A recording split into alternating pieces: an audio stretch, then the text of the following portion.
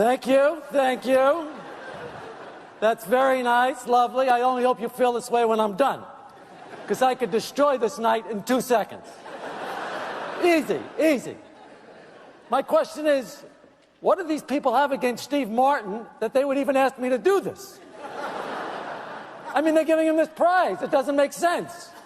I'm the last guy you want to do something like this. I mean, the fact is, I don't really know Steve that well. You know, we've been introduced a few times in Los Angeles, and the last time we ran into each other, we realized we were both going to be in New York at the same time, so we made plans to go to the theater. I thought, great. I'll get to spend some time with this comedy legend, you know, one of my idols, and really get to know him. Pretty cool. Pretty cool. So we met outside my hotel and started walking to the theater, and we saw this homeless guy.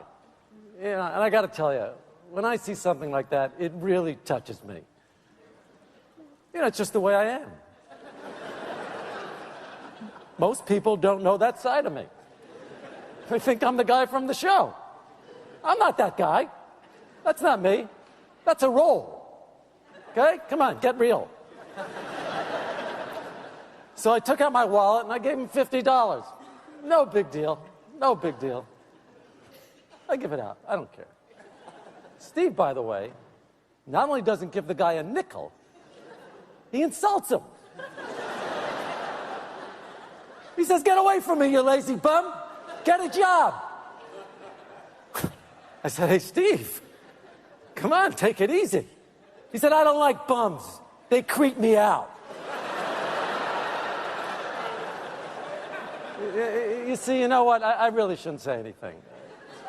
You know, he's getting this Mark Twain Prize. It's not right. But come on, insulting a homeless guy? I can tell you Mark Twain wouldn't have done that. So the homeless guy staggers off, and we continue walking. And then I spot this cat stuck up in a tree. You know, I'm not a big cat lover. Their food always stinks up the room. They're mysterious. I don't really like mystery. But when I saw that decrepit little kitty cat up there, I knew I had to help it. That could be some poor little girl's cat. How's that poor little girl gonna feel missing her pussy cat? Again, a side of me you don't get to see. It's unfortunate, but I'm really quite a treat. Anyway, when I told Steve we had to save it, he went crazy. Have you lost your freaking mind? If you want to help the stupid cat, go ahead, but hurry up. He said this. You big Mark Twain Prize winner. Your big reason I had to dress up like this when I had 2 tickets to the World Series.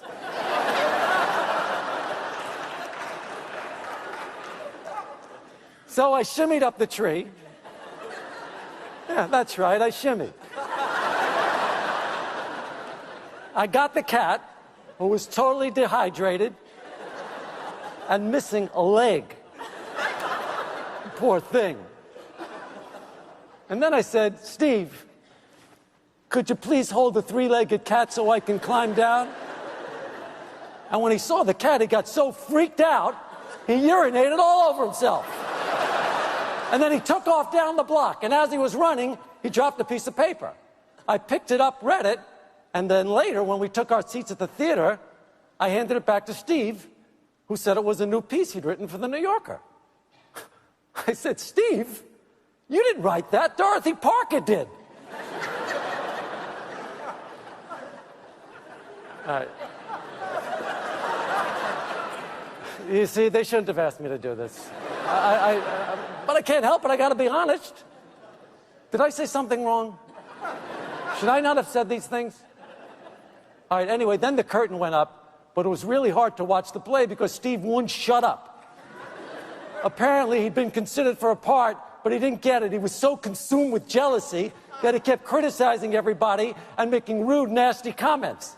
At one point, he even yelled out, "Can't hear you!"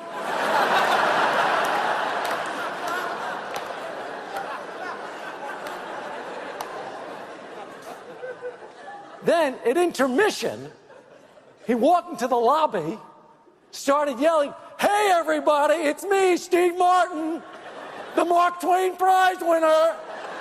That's right, Mark Twain. Ever heard of him? At which point he reached into his pocket, took out a flask, and started guzzling some bourbon. I said, "Steve, what are you doing?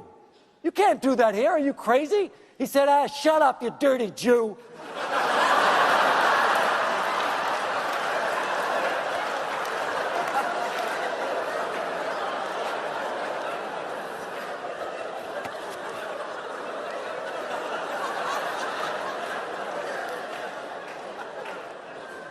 Okay, I'm sorry, all right? I'm not a violent person, but I wasn't going to stand there and let some mean, selfish, plagiarizing, incontinent, cowardly, drunken egomaniac attack my heritage. So I popped him. Right in his nose, started bleeding. Oh, you should have heard him cry. It was sickening. My nose, my nose. Okay. I'm sorry. Should I not have said anything? I ruined the whole night, right? Did I ruin the whole... I told you, they asked me. Well, maybe next time you'll give this award to someone who really deserves it.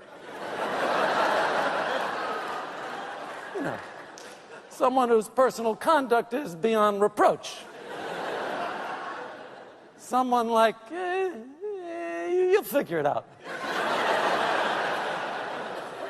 Meanwhile, why don't we all watch another clip from Steve? In this piece from Bowfinger, Steve plays a man desperately trying to get a deal from a major studio executive played by Robert Downey Jr.